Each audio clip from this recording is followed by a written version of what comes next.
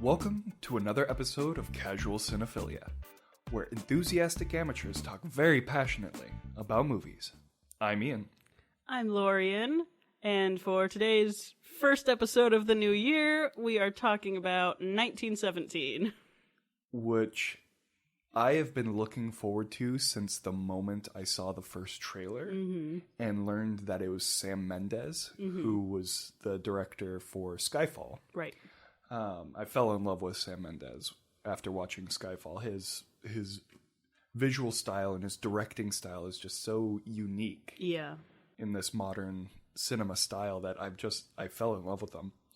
And when I heard that he was doing a period piece, war film, and then on top of it, it was going to be a one-shot, I was beyond intrigued. Mm-hmm. This movie blew me away. Yeah, it was a really good movie. I will preface it by saying I feel a little robbed of experience by the fucking assholes sitting next to me in the theater. Oh no! On the bright side, this was a good enough movie that having a bad first viewing experience felt like robbery. Like, the movie was so clearly good that I feel mad that I will never be able to see it for the first time again, and that was my experience. Yeah. You know what I mean? No, yeah, I totally get that. No, they were talking the whole time, and it started out as, like, innocuous. Like, it was actually, though annoying because it was talking, you know, it was like he clearly knew his World War I equipment, and she didn't have any idea. And so she was asking little questions here and there, and he was giving her answers, which is, like, still annoying, but, like, okay, fine, yeah. I get it. But then by the end of the movie... So we're going to spoil this? Oh, like yeah. we do By everything? The way, spoilers. We spoil everything that you love. I've never been closer to punching another human in the face than this couple. Like, their banter got, like, less focused. Fine. But then when the guy gets out of the river and he falls to his knees sobbing because he has literally just climbed over a raft of corpses to get out of a river, and that's not even the worst thing that happened to him today. Yeah. The guy looks at the screen and goes, "Oh, shut up." I was like, Jesus you just talked through the whole movie, and you're telling him to that makes me so I was so furious. mad. And then, at the end of the movie, the slow zoom on the tree part of the movie, when Jacob and I didn't look at Jacob because I was so mad at these people, but everyone else and I in the theater are crying silently while watching the screen. This woman is going, hee, with her little recliner, looks over at me, turns back to her, I don't know, husband, I assume, and goes, "Oh, she's crying."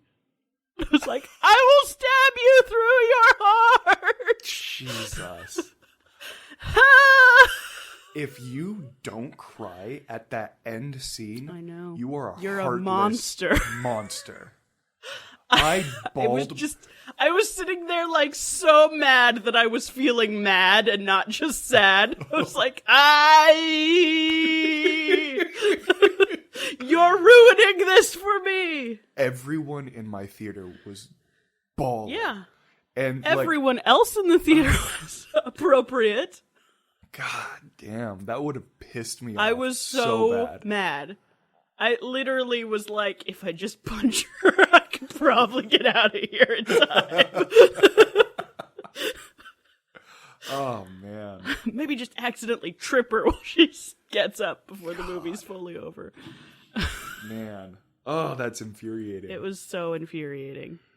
So, I had a similar but more adorable experience. Oh, good. Because it was a very similar thing where it was this guy and his girlfriend. They were very young. Sure. Like, maybe high school, maybe like first, second year college. Right. Like, young. And, like, you would hear and the guy would go, "Oh, yeah. So, like, at this point, like, they'd been fighting over yards." And, like, giving her, like, slight geopolitical, like, understandable. Yeah. And, like, but there's a couple times where he got not loud, but loud enough to where Because there's the sound editing in the movie is very black and white. Yes. It's either dead silent or cacophonous. Yeah. And so it'd be during some of the silent parts where you would hear this guy going, "Oh yeah, those guns those are you know." And so You're like, shh. And so I just looked over at him and I just went, "Shh." And he looked over at me, looked back at her, and she goes, "I'm going to talk quieter now." And I was like, "Thank At least you." That's cute. And yeah, it was yeah. adorable. I was like, and so every once in a while I'd hear, and I was like, acceptable. That's fine. They're trying. Yeah, they're trying. But yeah, I would have been so angry if they were like your people. Mad. Ugh. I might have made some definite witchy threats at him as soon as I was like, there's few enough people in here for me to be an absolute Karen about this. I was like, Jacob! Who I saw the movie with. Did you hear that, asshole? It was like, it may have involved me cursing him to die alone, sobbing, but denying it because it's not manly enough. Yes. Yes. I was so mad. So mad. It's like, I hope that one of your socks is perpetually soggy. But within the framework of that, it was a really, really good movie. Yeah. Oh my God. So this is a very unique film. And a lot of people will either... So there's three types of people that will come out of this. Okay. People who will realize the brilliance of it. Mm-hmm. People who will not be blind to the brilliance of it and just know that it's a good movie. Sure. And then people that will come out of it absolutely exhausted for one sole reason. It's a one shot. It's appearance of one shot. Yeah, well, there are two distinct cuts, and one of them is halfway through the film, and the other is the end credits. Right. Everything else is from beginning to end a essentially simulated one shot. Cuts were hidden in darkness or around corners where you couldn't really tell accurately. The thing that blew me the fuck out of the water was there was a couple sure tell things, whereas a faceless person walked in front of the screen. Sure. And it's like, okay, that was an invisible cut. Right. Okay, they went from above ground to pure darkness and then moved a curtain to go underground with candlelight. Right. That's a cut. Okay, perfect. There was one cut that made me question everything because there was a main character on screen. Mm-hmm.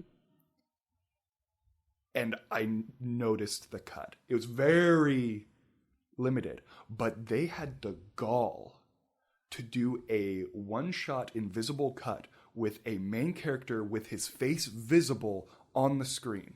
Mm-hmm. That's insane. Yes. That is absolutely fucking insane. And the fact that they pulled it off, the only reason I noticed it because I was looking for it. I heard this was a one shot and it's like, oh, come on, Sam Mendes. Show me how to do a one shot. Sure. I was looking for it. And it was a very, just the slight hiccup of some of the background stuff. Mm-hmm. But it was the background stuff. The character that you're supposed to be focusing on was flawless in the cut and transition. Yep. For the rest of the movie, I couldn't believe anything that I was saying. It's like, is that a cut? Right. Are they actually cutting in the darkness, or are they actually going through? Right. Oh my God! So the point was, and of course we already did our spoiler warning, but it was when Blake dies in his arms, and there's a rotation around him, and so both characters are on screen, but Schofield's face is visible, right? And you see the cut and transition. Oh. I'm getting goosebumps right now. I mean, it's already a little insane to do a cut during a big camera move like that. Yeah. Especially when you're planning on continuing the motion in the next sequence. Mm-hmm. And if you're planning on pretending it's the same fucking sequence, that's double insane. Yeah. So I didn't look too much into this film beforehand. I Same. knew who was directing it. I knew who was producing, who was writing it. Sam Mendes. Right. With other people, of course. Of course. But I wanted to just go into this without much research. Afterwards, I was like, okay, a lot of that felt very familiar. So I looked up who the cinematic director of cinema was. Mm-hmm. And it's freaking Roger Deakins. Oh. Yeah. Skyfall, Blade Runner 2040. No, I know who Roger Deakins 2049, is. No Country for Old Men. Like, it was Roger Deakins. Yeah. And I was like, okay, that makes sense. And then I was like, okay, so who was the editor? Like, who was the film editor? And I was like, okay, I need to know this because, one, a director of cinematography can hold up a film, but they're nothing without their editor. Sure. It's Lee Smith, which you would know for Inception, Dunkirk, the Dark Knight trilogy. Mm-hmm. He's Christopher Nolan's go-to guy for film editing. I was like, oh my God, this is like the all-star team of making epic films. Mm-hmm. Oh, I am so in love with this movie. But it's also like Children of Men. Yes. Where it is brilliant and amazing, but you're exhausted. Yeah, afterwards. I did know it was a one-shot. I wonder if I would have noticed, because I don't pay as much attention to cinematography in general, unless I know there's something to watch for. Right. I wonder if I would have noticed if I hadn't known, or if I just would have been exhausted. Right. Well, that's... Because you, of course, are exhausted at the end of this. It's Yeah. But like Children of Men, it merits that exhaustion. The story is appropriate for the exhaustion level you feel. It helps to drive the story home. It's not just useless artfulness. It's like an important part of what they're trying to say. Yeah, definitely. Well, it's... But it knocks you out. Oh, yeah. I came home and took a nap. Like, I had to go straight to work afterwards. I was like sitting there like, did you guys see 1917 yet? Oh man, it was so good. I think it was so well done in its one shot style that if you didn't know and you weren't paying attention, I don't think you would have noticed. I'm curious to ask my parents who saw it the same time I did, not with me, if they noticed. Right, yeah. Yeah, when I talked to Jake afterwards, he got back home. Sure. And he was telling me that he felt incredibly sapped. That he didn't even know how to feel about the movie afterwards. And it's like, I totally understand how you feel. I don't know if Jake knew. Did Jake know? I don't know if Jake knew. So I don't feel like I brought it up. I mean, I didn't bring it up. So me going in, I knew it was a one-shot, but I didn't realize it was one shot. Mm-hmm. Like, I thought it was going to be Children of Men, whereas just it was, really long shots stitched together. Well, you'll have your, traditional editing, and then there will be a 15-minute thing. I was blown away. Yeah. When it just never cut. Yeah. It just kept going. I'm like, Jesus Christ. Yeah. And then literally the only cut is when the main character goes unconscious. Mm-hmm. And that was the timing of that cut was well done, because it gave you just enough time to be like, well, what's happening? It's dark for so long. Yeah. The screen is blank and I don't know what's happening. Yeah, screen's blank. There's no sound. Though that following scene, going through the blown out city with the flares popping up, is probably one of the most beautiful scenes I've seen put to film in a long time. That was absolutely the lighting gorgeous. Design on that scene was, I know enough people that do lighting now where I'm just like, oh man, that was a nightmare. They did a really great job, but oh man. Thinking back on it, like, how did they do it? Did they... I don't know. I don't do lighting.